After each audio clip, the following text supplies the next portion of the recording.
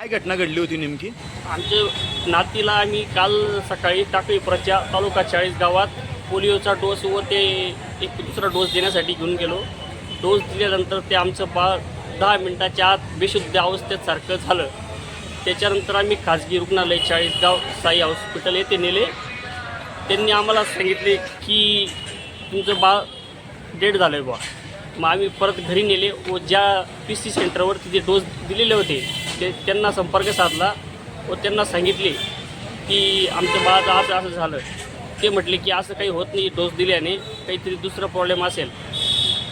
परंतु आम्ही त्याच्यानंतर त्यांनी आमचे 4-5 तास त्या जागेवर खाऊन घेतले. आम्हाला कुठेही पोलीस स्टेशनला जाऊ दिलं नाही किंवा कुठलीही कारवाई करू देण्यासाठी ते भाग पाडत होते. तर जाऊ नका बुवा, आम्ही करून टाकू. त्याच्यानंतर आम्ही स्वतःहून पोलीस स्टेशनला गेलो. त्याच्यानंतर PI साहेब स्वतः आमच्यासोबत ट्रामा केअर सेंटर 40 गाव येथे आले व त्याच्यानंतर ही पुढची प्रोसेस आली व जळगाव येथे आम्ही रात्री 2च्या सुमारास आलो. परंतु यांनी जळगाववाल्यांनीही त्या बाळाला कुठल्याही प्रकारची ट्रीटमेंट न देता आमच्या 9 वाजेपर्यंत आमच्या हातातच सकाळपर्यंत बाळ होते.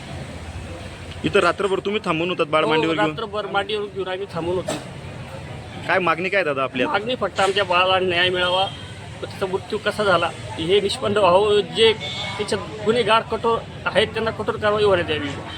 आणि इथल्या काही लोकांवरही कारवाईची मागणी आहे आपली सिव्हिलच्या? इथल्या लोकांचं एकच होतं, यांनी काहीतरी म्हणजे त्याला पेटी वगैरे कुठं ठेवलं पाहिजे होतं, पण यांनी आमच्या बाळाला हात लावला आणि व आम्हाला सांगत होते की आम्हाला वरून दबाव आहे की बाळाला घेऊ नये बुवा असं.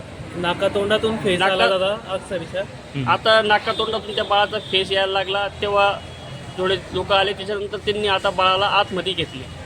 आपलं नाव? तुळशीदास शिवदास मराठे.